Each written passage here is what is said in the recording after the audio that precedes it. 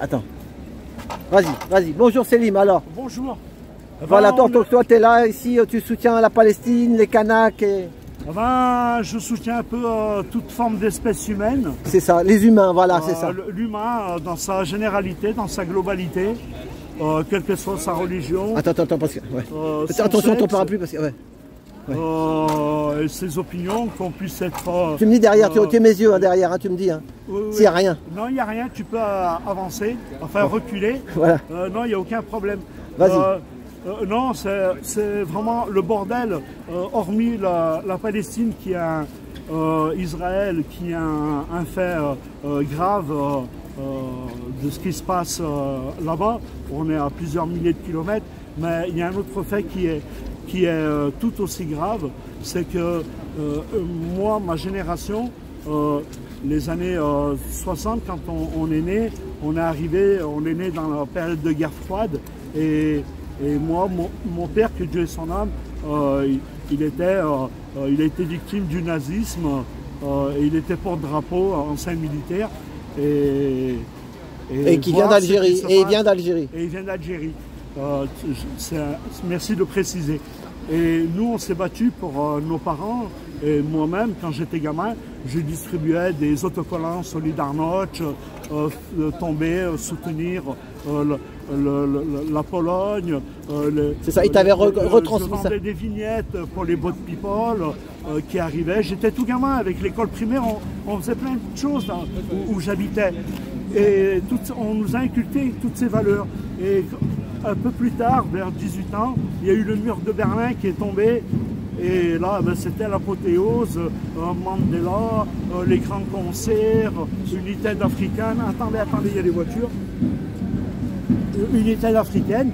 Et toutes ces valeurs des droits de l'homme, de Croix-Rouge, toutes ces valeurs, elles ont toutes disparu. C'est ça. En droit international, elles ont toutes disparu, ces valeurs. Et c'est à cause de quoi, là? Ça à cause de... dans les années 2000, même 90, quand on a envahi l'Irak, ça a commencé à balloter. Quand on a bombardé la Libye, quand on a bombardé la Syrie, l'Afghanistan, la Tchétchénie, l'Arménie, on construit des murs de partout. Entre l'Algérie et le Maroc, il y a des murs. Entre le Mexique, il y a des murs. On divise, quoi. On divise les humains. En Israël, il y a des murs. Il y a des murs de partout. C'est le chaos. C'est le chaos. Nos hommes politiques, la diplomatie internationale, elle a failli. Par contre, les richesses, elles se sont accentuées. C'est ça. Nous, les humains qui inspirons à des valeurs sur quoi que, depuis l'Antiquité, que ce soit, on parle d'Aristote, Voltaire, Rousseau, et les derniers humanistes, Mandela, Gandhi, tout ça, mais on a tout balayé d'un revers de main. On a tout balayé. C'est ça. Et la gauche humaniste, elle a disparu. Même la droite humaniste, sociale, elle a disparu. Tous les résistants, quels que soient les pays en Europe, doivent se retourner dans leur tombe. Les anti-franquistes, les anti-pétinistes, les anti-mussolinistes, les anti-hitlériens, ils se retournent en Allemagne. C'est la catastrophe en Allemagne. Il y a des drapeaux néo-nazis. Même ici à Paris, j'avais dénoncé auprès de la mairie du 17e arrondissement un drapeau néo-nazi qui restait 3 semaines, d'1,50 m sur 2 mètres. Il y a 2 ans de ceci, on voit des croix gammées, des propos islamophobes, des propos homophobes, des propos racistes, mais ça devient grave. Ouais, mais c'est la télé qui a fait du mal à tous les gens. La télé, elle leur a abîmé le cerveau. Hein. Allume ton cerveau et éteins ta télé, comme dirait l'autre. Moi, alors en France, pour moi, le média, c'est la caisse de résonance de la haine et de la division. C'est ça. Ah non, quand tu écoutes les JT, c'est effrayant. C'est ça. C'est effrayant. C'est anxiogène. Si tu regardes, dès le 1er janvier, pendant 1 mois, tu fais une dépression, mais si tu regardes ça jusqu'au 31 décembre, tu fais un suicide ou tu commets un acte qui te fait complètement retourner le cerveau. C'est ça. Ah non, mais c'est effrayant. Et à l'heure des réseaux sociaux, d'Internet, alors là, ben, tout le monde se prend pour des Woody Allen, tout le monde se prend pour des intellectuels, chacun détient sa vérité. Non, c'est... et pourtant, la planète n'a jamais été aussi belle, même si on peut avoir des problèmes, c'est vrai, avec le climat de pollution. Mais... Bah là, c'est vrai, le réchauffement climatique, tu as vu depuis toute la flotte qu'on se prend sur la tronche. Oh, le réchauffement climatique... Et toi qui étais boulanger, t'imagines, toi qui faisais par exemple à la saison des tartes aux fraises, aux framboises, tu étais avec des fruits de saison, tu préférais que de faire du congelé, tu vas me dire, les tartes. Non, je travaillais beaucoup de saison. Voilà, de saison. Mais là, t'imagines les gens qui ont des jardins, eh ben, les gens qui ont des jardins, il n'y a rien qui pousse en ce moment. Ben non, c'est trop humide. C'est ça, il n'y a rien qui pousse, ça devient grave. Elle est gorgée d'eau. C'est ça. Il y a un dérèglement climatique. C'est ça. Il faut que ça soit... Nous, l'espèce humaine, on s'est toujours adapté. Des dérèglements climatiques. Il y avait un monsieur qui avait tout dit, s'appelle... Après, je te prends si tu veux. Après. Je te dis, il y avait un monsieur qui avait tout dit pour le dérèglement climatique, 2 secondes. C'était Haroun Tazieff, on s'est foutu de sa gueule. Et maintenant, on a subi les conséquences. Voilà, c'est ça. C'est ça. Alors, et le commandant Cousteau aussi. Le commandant Cousteau était un petit peu plus au Alors, voilà, non, le réchauffement climatique, on a des écrits, on a eu des périodes de glaciation au Moyen-Âge, on a eu des périodes après la guerre 39-45, on a pollué tellement les sols, non, l'humain se croit plus fort, il veut maîtriser les éléments, la nature, mais la nature, elle est beaucoup plus puissante, beaucoup plus forte que l'espèce humaine. C'est ça. Ne l'oubliez jamais.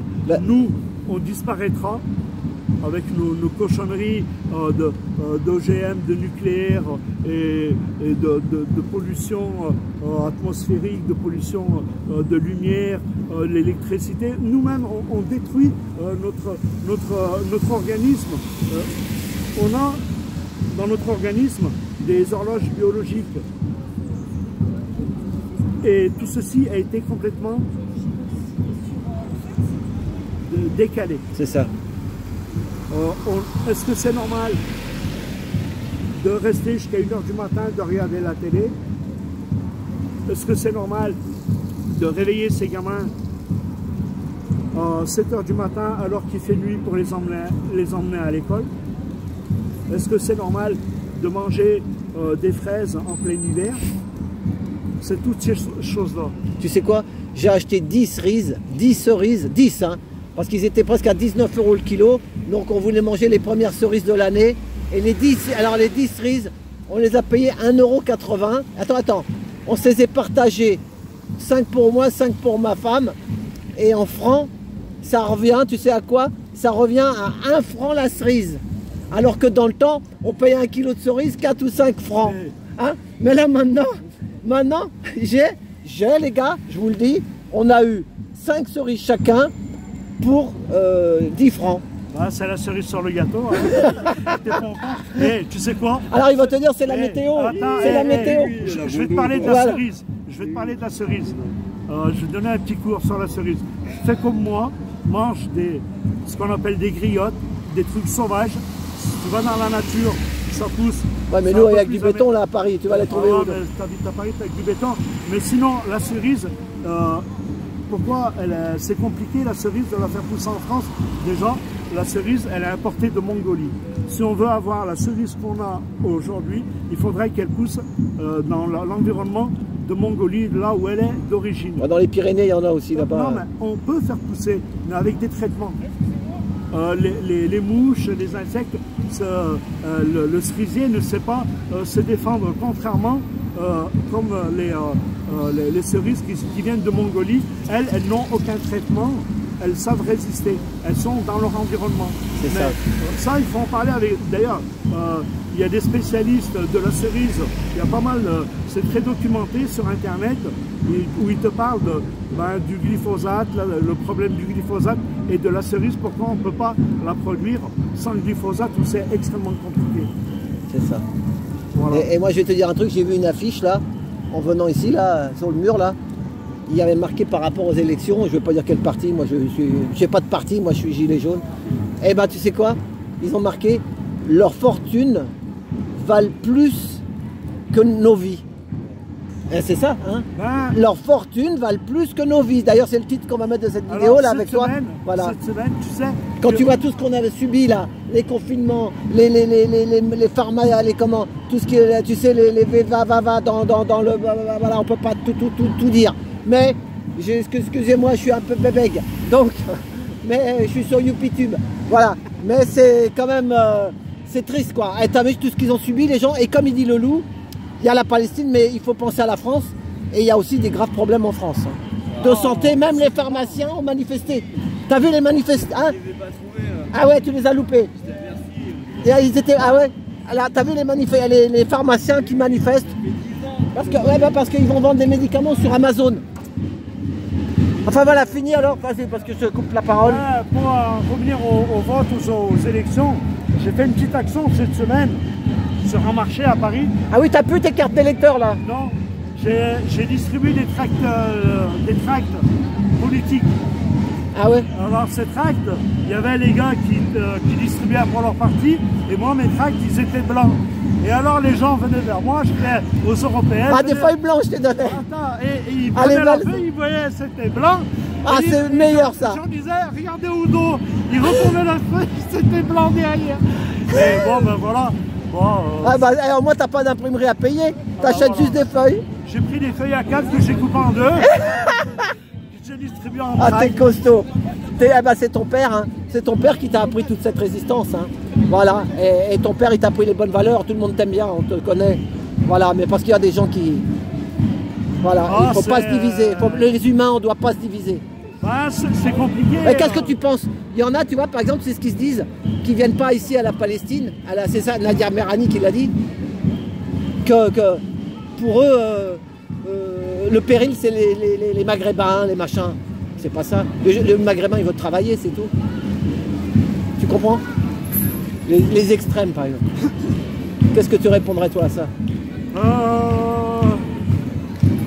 C'est une question un peu. Il est vrai qu'on connaît une période en Europe et en France, une période anxiogène, une période qui on peut y remettre des parallèles avec d'autres périodes de notre histoire.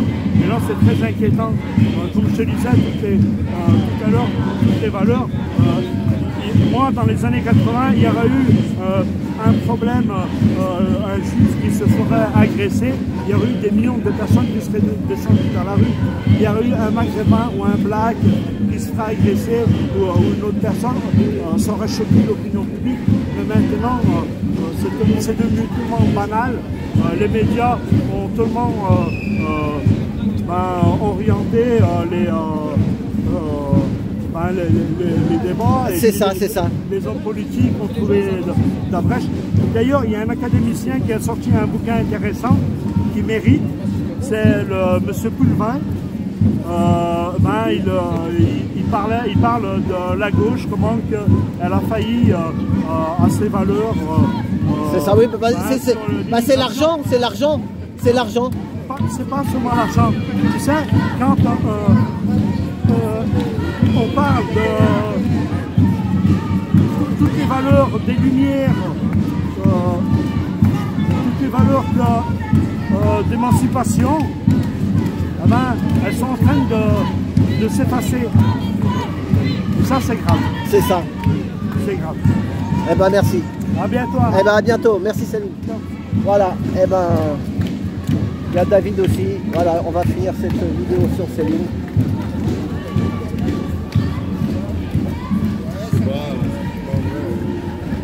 Je vais me mettre là-bas et on va faire... Pardon.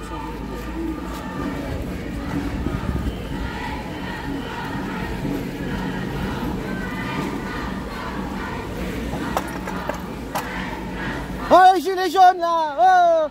Oh, allez les gilets jaunes! Merci!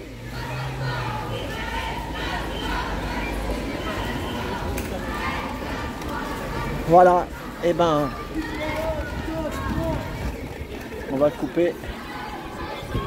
Voilà. À tout bientôt. Merci pour tout.